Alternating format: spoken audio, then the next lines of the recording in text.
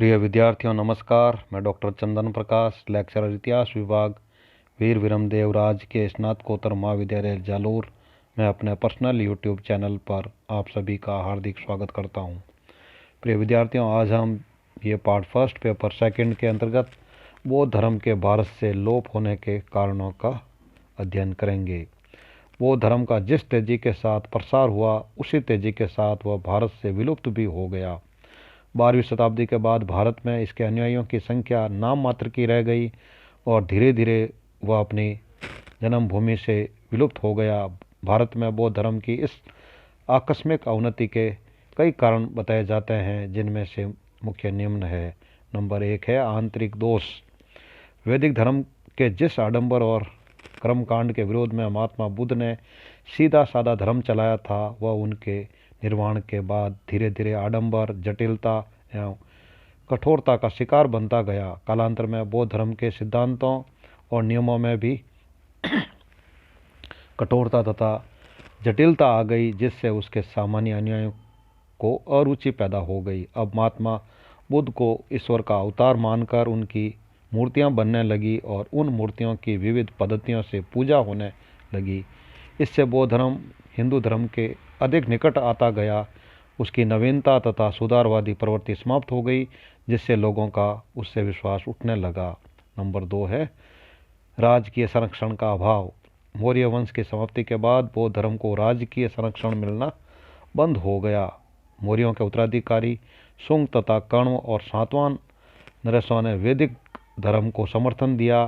कनिष्क के समय में बौद्ध धर्म को पुनः राज्याश्रय प्राप्त हुआ, परंतु गुप्त वंश ने पुनः हिंदू धर्म को संरक्षण देकर उसे प्रोत्साहित किया। गुप्त वंशीय नरेशों ने वैदिक यज्ञों को भी पुनः प्रतिष्ठा प्रदान की। दक्षिण भारत में चालुक्य नरेशों ने हिंदू धर्म को राजकीय संरक्षण प्रदान किया, अतः जनता भी हिंदू धर्म की ओर अग्रसर हुई। नंबर 3 है हिंदू धर्म का पुनरुत्थान।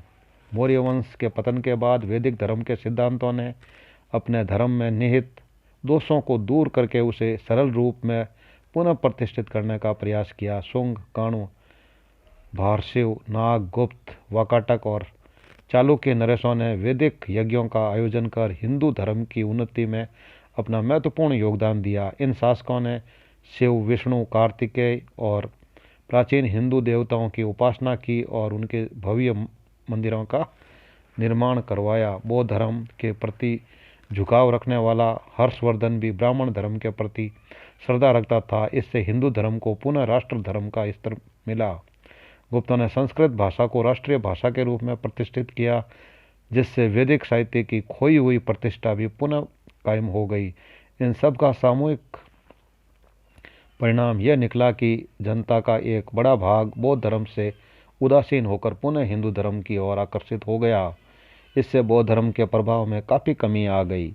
नंबर 4 है बौद्ध भिक्षुओं का नैतिक पतन। बौद्ध धर्म की लोकप्रियता का एक मुख्य कारण भिक्षुओं का त्यागमय जीवन और नैतिक आचरण था, परंतु मौर्य वंशीय शासकों के काल में राज्य की ओर से भिक्षुओं के लिए विशाल एवं भव्य मठ विहार बनवाए गए और उनके व्यय के लिए काफ़ी धन दान में दिया गया। अनायास प्राप्त होने वाली धन संपदा ने भिक्षुओं के त्यागमय जीवन को विलासिता में बदलना शुरू कर दिया। इससे उनमें अनुशासनहीनता के साथ साथ आचरणहीनता भी आ गई। वे कर्तव्य विमुख और पथभ्रष्ट होने लगे। इससे सामान्य जन की श्रद्धा इस धर्म से हटने लगी। वज्रयान संप्रदाय के उदय के बाद तो बौद्ध मठ और विहार व्यभिचार एवं दुराचार के केंद्र बन गए। ऐसी स्थिति में उसका पतन होना स्वाभाविक ही था। नंबर 5 है बौद्ध धर्म में विभाजन। बुद्ध की मृत्यु के बाद से ही बौद्ध भिक्षुओं में आंतरिक मतभेद उत्पन्न हो गए और वे हीनयान तथा महायान में बंट गए। इसके बाद उनमें स्थविरवाद और महासांगिक संप्रदायों का विकास हुआ। अशोक ने बौद्ध धर्म में एकता बनाए रखने का अथक प्रयास किया और उसे कुछ सफलता भी मिली, परंतु बाद में इन विभिन्न शाखाओं में जबरदस्त संघर्ष शुरू हो गया और एक दूसरे की बुरी तरह से निंदा और कटु आलोचना करने लगे। उनके इस आपसी संघर्ष ने बौद्ध धर्म की लोकप्रियता को भारी नुकसान पहुंचाया।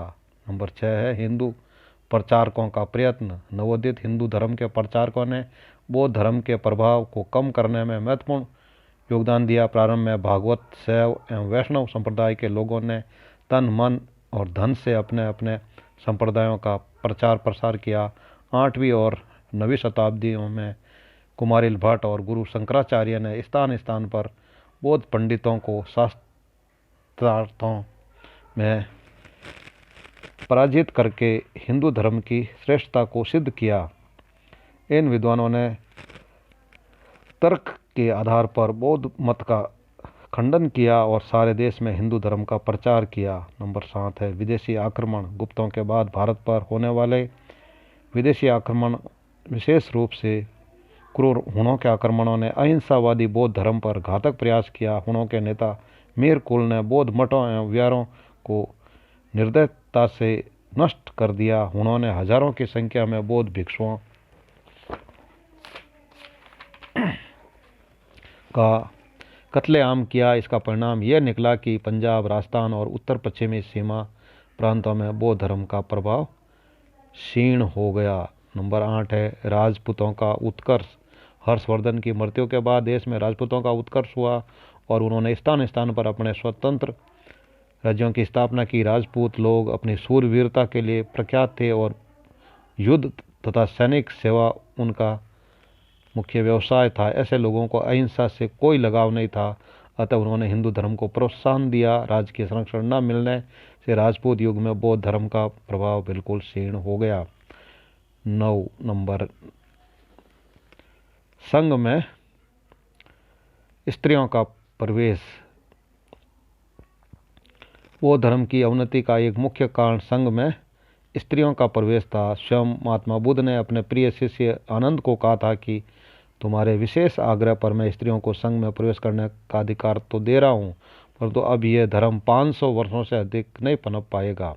भिक्षु एवं भिक्षुणियों के एक साथ रहने से संयम का संतुलन बिगड़ गया और मठों एवं विहारों का शुद्ध एवं सात्विक वातावरण व्यभिचार एवं विलासिता में बदल गया। इससे उनकी प्रतिष्ठा गिर गई।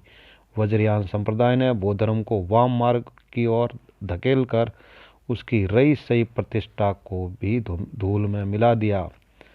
नंबर 10 है सामाजिक कारण। बौद्ध धर्म ने लोगों को मोक्ष प्राप्ति का एक नवीन मार्ग तो बतला दिया, परंतु वह अपने अनुयायियों के लिए दैनिक सामाजिक व्यवस्था संबंधी रीति रिवाज अथवा संस्कार नहीं बना पाया। परिणाम स्वरूप लाखों लोग बौद्ध धर्म के अनुयायी बन जाने के बाद भी सामाजिक अवसरों पर हिंदू संस्कारों का पालन करते रहे। उदाहरण के रूप में है जन्म, विवाह, मृत्यु आदि अवसरों के लिए उन्हें हिंदू रीति रिवाजों का ही पालन करना पड़ता था। इस दृष्टि से बौद्ध धर्म के अनुयायी हिंदू धर्म से अधिक दूर नहीं जा पाए। अतः जब बौद्ध धर्म का अवसान हुआ तो उन्हें पुनः हिंदू धर्म अपनाने में कोई कठिनाई नहीं हुई। प्रिय विद्यार्थियों, इस प्रकार आज हमने बौद्ध धर्म के भारत से लोप होने के कारणों का अध्ययन किया है। Very very thanks.